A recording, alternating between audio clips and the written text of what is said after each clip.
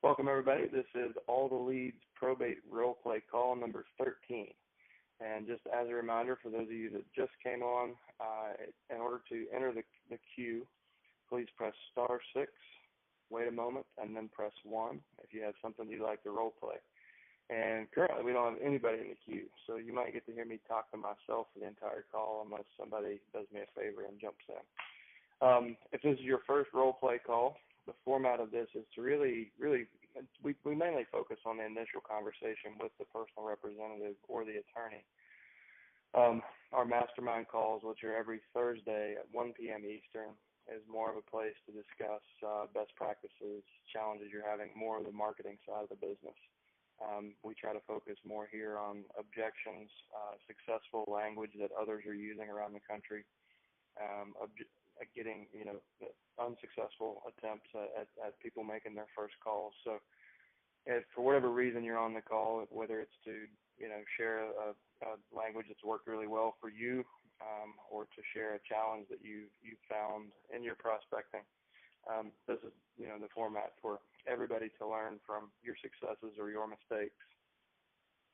And we still have nobody in the queue, so any veterans on the call that want to share what's been working for you, role play through some of this. I know we had on our mastermind call, I think it's been 2 weeks ago, we had somebody that wanted to role play through some objections. And I apologize, I can't remember right now who that was, but if you're on the call and you want to go through some of the common objections, step up, *6, and then 1.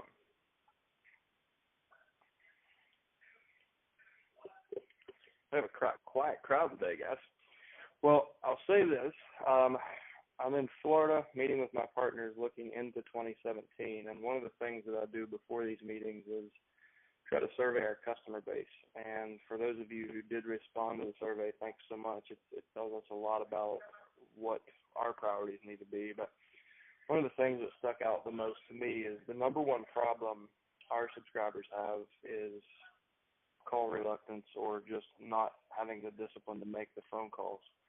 And the number 2 problem is having the actual time to make those phone calls. So it seems like one of the biggest things is people just don't get on the phones because they have a block or reluctance for some reason. And if you watch the fast track videos, you'll hear me say, kind of start with why and get really confident on why you're doing this and specifically what you have to offer that nobody else in your market can. And that usually will get you over that hump. In subscriber resources right now, you can look under step 5, everything that has to do with this topic. You can find the probate seller interview sheet, and that will kind of walk you through the initial conversation. And for those of you that haven't heard me say it, haven't been on calls before, we're not big on scripts. There are some there that were written for a specific situation, just kind of for your reference. But ideally, what we would rather see is you have a framework that you follow and create your own good language, around that framework and conversation progression. So if you haven't seen that already, look at the probate seller interview sheet, and that pairs well with the previous recordings of this call, which you can find right now on the All the Leads Mastermind Facebook group. And guys, we still have nobody in the queue. There's got to be somebody. Somebody's getting stopped on the phones or has found something that worked for them in the last month since we had the last call. We've been on a roll. The last 3 role play calls have been really strong. So I'm counting on somebody. *6 and then 1.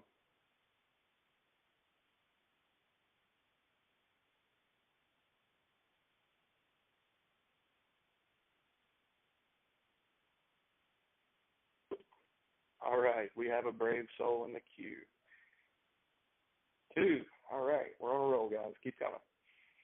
Okay, phone number ending in 2000. You should be with us. Are you there? This is Bob Faust from California. How you doing? Hey, I'm good, Bob. Hey, I wanted to just go. In fact, I'm getting ready to make my phone calls today, and I pull out my outline of what I got to say, and I notice and remember, because I wrote it down, that you use in objections, you use the feel, felt, and found scenario, and I think a lot of people haven't grabbed onto that, and maybe you could explain that a little. Okay, yeah, for sure. So luckily, I've talked to several folks since those calls that did grab onto it, but I'm glad you brought it up. So feel felt found is a really good way to disarm folks. It's useful in a lot of different ways, but in a scenario where you need to disarm somebody, like if you get the objection, I don't know why the heck you're sending me this letter, somebody just passed away, yada yada. It's very empathetic. So listen, I understand how you feel. What we find is actually most of our clients kind of are frustrated and feel the same way. But what they find is when they really understand what we do, and once they took the time to really look at how we could help, they found our service to be really valuable. So that's one way that you can use it. You can validate the way they feel and say, I understand how you feel. Others have felt that way. But what they found is that we actually had a really valuable service for their situation. And you can use it in many different situations. It's really, empathy just helps you build rapport when they understand that you understand their problem and care about it, and you work with other people that have the same problem. It builds a lot of trust. And if you want, Bob, we can role play through one if you have a specific scenario in mind. No, you covered it very well there. That's kind of what I wanted to just remind myself and everybody about. But we're going to get you're going to get some nasty people on the other end, but that's a good way to disarm them. Yeah, I appreciate you bringing it up. Thanks. Okay. Phone number ending in 3458. You're live. Hi, I'm Lisa from the Dallas-Fort Worth area, and I was just wanting to see if I could just let her rip with my usual talk to when people answer the phone and see how it sounds to you. Absolutely. So I'll be the personal representative. Are you calling me, or am I responding to your mail? Well, I have yet to get anyone to call me from my letter, by the way. Okay. No well, one let's called me. do an outbound then. Okay, so you are Richard Rogers. I have one in front of me. Yeah, you're the personal representative. Okay. So ring, ring, ring. Hi, this is Richard. Hi, Richard. My name is Lisa Effimu, and I'm a real estate advisor with Keller Williams Realty. I was researching through the Tarrant County probate records, and I see that you may be the executor for the estate of Mr. Theodore Pileski. Is that right? I am. Right, and the reason I'm reaching out, Richard, is that because I found over the years many times the executor on the estate has a lot of responsibilities to sort through, especially when it comes when there's a property involved. And so I've put together a great team, a local team of professionals that can provide a variety of different kinds of help to your family depending on what your goals are with the property. Is there a property that needs to be settled in the estate, Richard? There is. We know a couple of realtors. They have it. It's not listed. We're not real sure when we're selling it right now, but we do have one. Great. Well, fantastic. And I just wanted to make sure that you know that there's a variety of ways that my team can help. Things such as, if there are a lot of personal property that needs to be sorted through and your family would like to get a lot of those items sold, I can help arrange an estate sale so the proceeds go to your family. If you feel like the property needs to be improved, repaired, upgraded, I have a whole team of contractors and painters and repairmen that can help with that. And of course, if you need to get the property sold, there's even a couple of ways we could go about that, depending on your time frame and what your family's goals are. So, do any of those seem like something that your family could benefit from? Yeah, for sure. Great. Well, fantastic. Richard, I wonder if we could make an appointment sometime in the next couple of weeks so that we could go over in more detail your family's plans for the property and see how we can help you to reach your goals. Well, I don't know now really what we're going to do. I mean, if you want to follow up with me maybe in a couple of weeks. Sure. I'd be happy to do that. Great. Richard, do you have an email address? Yes, it's Richard at Mm-hmm. gmail.com. Great. All right, so Great. I'll break script there. Okay. You had a really, really strong start. You did perfectly. Like, you did really well telling me how you got my information, who you are, what unique value you can bring. I would suggest you go for the appointment a little bit quicker there. So I threw you a scenario where you know that I'm thinking about two other realtors, and you know that I do not have a plan for the property. So that's where I would encourage you to step up with the value that you have, and that's where the confidence comes in. You know damn well you're going to do a better job than any other realtor in town because you've built a team specific to my situation. So step in right there and say, well, listen, it sounds like you've at least thought about selling because you thought about these other realtors, but it sounds like you don't really have a plan. If we could just sit down for 30 minutes, I've got one spot on Friday at 3:00. Does that spot work for you? So rather than giving him a 2-week time frame to maybe meet with you, I've given you a very specific time slot and told you, listen, I think you're really going to benefit from sitting down with me, and I encourage you to. And I would even go as far in that scenario to say, have you met with those other two realtors yet? Okay, well, I've got a spot on Friday at 3. Do you think you could meet with them before then? I think what you'll find is that our service is a lot different than what other real estate agents are gonna it's kind of outside of the scope of most agents' skill sets. So if you could meet with them before Friday, then we'll meet at 3. And if you feel like they're a better fit for you because of past business or for whatever reason, no hard feelings. But the worst case scenario is you're going to get a couple of hours of professional analysis on the property from me, and you're going to get to hear what my opinion of the best option for you is. So would Friday at 3 work to kind of sit down and look through some of those options? So I would put a little bit of pressure on there in that scenario because I already know that I've got competition, and maybe they didn't buy probate leads, but they go to church with this person, or they sold them their last house or whatever. So I'm kind of hem-hawing. I was, and it's really common. So most executors are so overwhelmed they don't know what step is.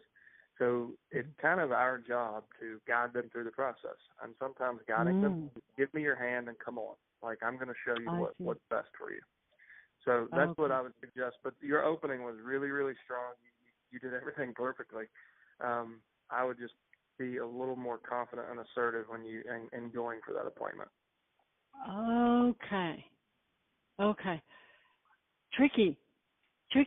Because my mindset is to convey the utmost of respect. Yep. So I get. Let me ask you this: do you feel like your probate clients are better off working with you than with anyone else? Yes. Then remind yourself of that before you make the phone call and before you go for that appointment. Because if you're too soft and you let him off the phone and you give him 2 weeks to talk to the other 2 realtors, have you served your client? No. So think about it that way. Okay. You want to go through it again, or you want to chew on digest that and try later? Yeah, I'm processing it in my head. You're saying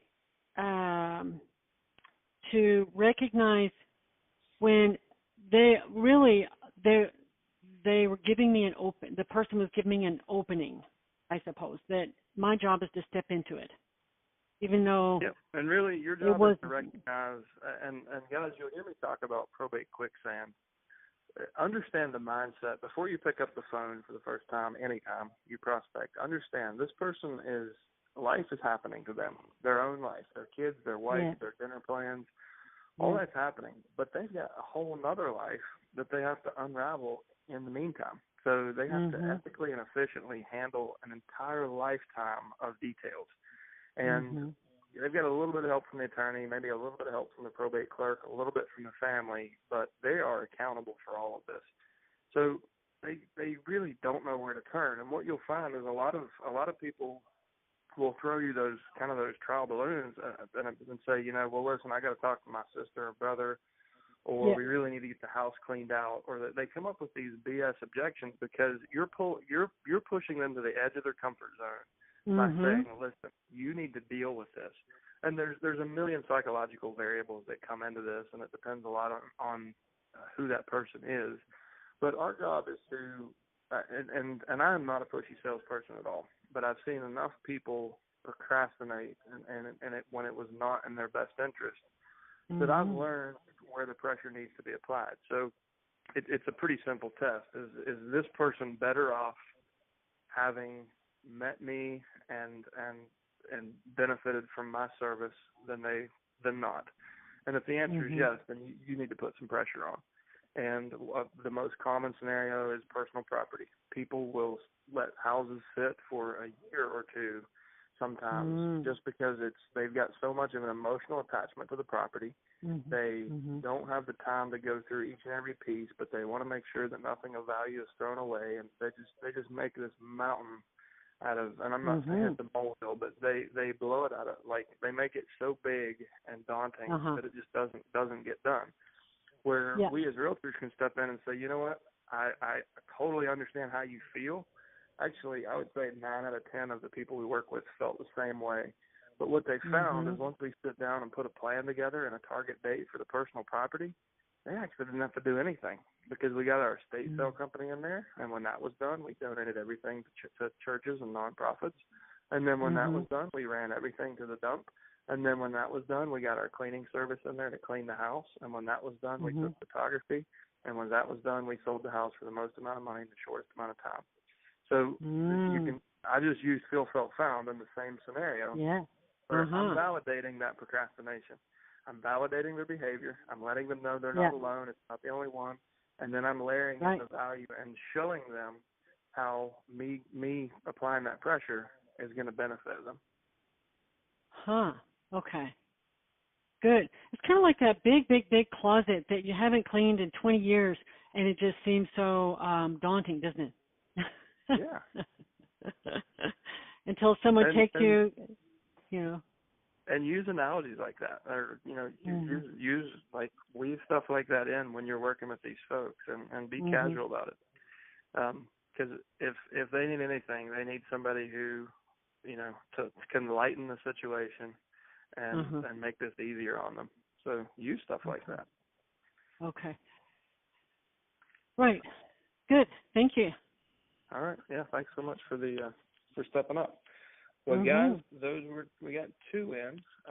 We're only about 19 minutes after the hour. Nobody else is in the queue. If anybody wants to add on to anything I said there, or jump in and role play with either questioners that just stepped up, or if you have something that's bothering you, or a better way to say something, or some advice, to add on to what I've given, please step up. Star 6, wait a moment, and then press 1.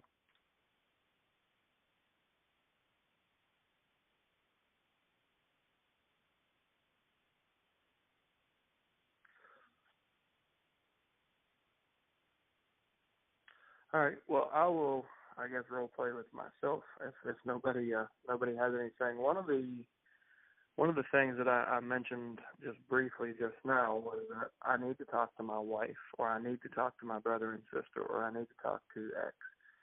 So when you go for the appointment, that's 90% of the objections you get will be when you ask for the appointment.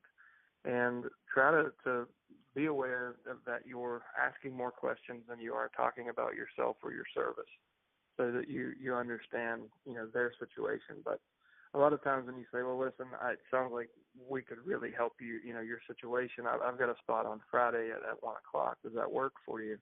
That's usually where we got to get the house cleaned out. Well, I got to talk to my brother. Well, I got to this or that. And this is almost all sellers, I think, say, well, it's third-party deference, so I need to talk to X. And some sales coaches will teach you to say, well, why? Why is it you need to talk to them? You told me you're the decision maker. And I think that's BS. Like that's adversarial. So for me, it's understanding why they are giving me that deference. So why are they bringing a third party in when I know they're decision makers, and I don't need to remind them of that? So it's usually because I've gotten them right to the edge of their comfort zone They are interested in what I have to say, and they want to know more, but they're not quite ready to deal with this right now. And if I think it's in their best interest to go ahead and deal with it, then that's when I'm going to push and apply that pressure. If it's a grieving widow that is just devastated, this is a different conversation. But, that's a very rare conversation. So what I find is usually after probate's filed, people are ready to deal with the business until they get they have to look at me eye and they're like, oh my gosh, I don't know what we're going to do. I gotta, like she's telling me that she's got a spot on Friday. That's too soon. I just don't know. And all this stuff's going through their head. So they pin it on their wife or their brothers or sisters or whoever it is and say, well, let me get back to you. So a good way to get past that is by setting a tentative appointment. And in the progression of the conversation, after we set the appointment, we have the majority of the conversation after the appointment is set because we want to learn so much more. And if you follow the probate seller interview sheet, you'll kind of see what I mean. We get all the property information, financial information after the appointment's set. So give them permission to cancel the appointment, make it a very tentative kind of penciled in appointment. And just so if somebody hits you with that, well, I got to talk to my wife. Okay, well, listen, I'm going to go ahead and put you down for that spot on Friday at 1 because that's the last appointment we have for the week. If for some reason your brother and sister can't make it after you have talked to them, just give me a call back and we'll find a time maybe next Friday that we can do that. Does that sound fair? Okay, perfect. Listen, real quick before I let you go, let me ask you a few questions about the actual house so we can be prepared if we do meet on Friday. And then I'm going to go into the rest of the conversation. So I've given them control by telling them it's okay for you to cancel. This is just a tentative appointment. If you talk to them, what you told me you wanted to do, so if you're going to go talk to them and something isn't going to work out, then call me back and we'll reschedule. I don't know that I've ever had a tentative appointment reschedule. I've obviously had appointment times move, but typically when you've given them enough control that they're like, okay, so if this is a soft commitment, I can cancel this if I need to. Well, you're going to spend the rest of the conversation layering in value, learning about the property, learning about the personal property situation, learning about the finances, and asking good questions and listening to what their frustrations and challenges are while being the solution. You're going to layer in your estate sale company. You're going to layer in your great title company that will help, with everything. You're going to layer in this lawn service that you have that does an incredible job of fall leaf cleanup. So you're slowly going to reinforce the rapport that you've built up until setting the appointment throughout the rest of the phone call. By the time you get off the call, they're going to be so impressed that they won't even remember that it was a tentative appointment. They're actually going to be excited to meet you. And that's I've learned that early on. Someday we call it the be back bus. If you let somebody get on the be back bus, will call me in 2 weeks. A lot of times your competition will end up showing you the house you could have listed. So use tentative appointment setting when somebody hits you with that objection of, well, I got to talk to person X.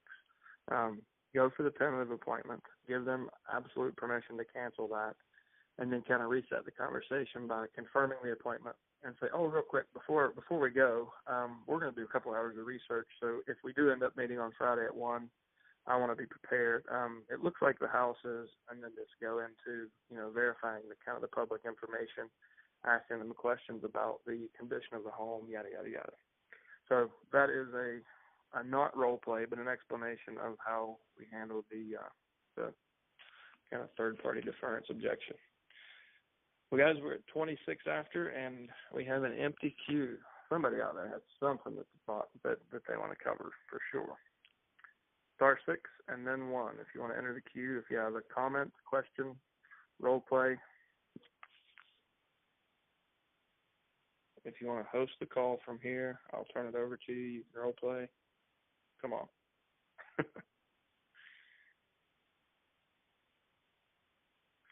All right, guys. Well, it looks like we have exhausted all the ideas for the week. So we are at NAR. If any of you guys are going to be at the NAR convention in Orlando this week, we're booth number 585. Stop by and see us. We'd love to meet you guys. We always like meeting our customers.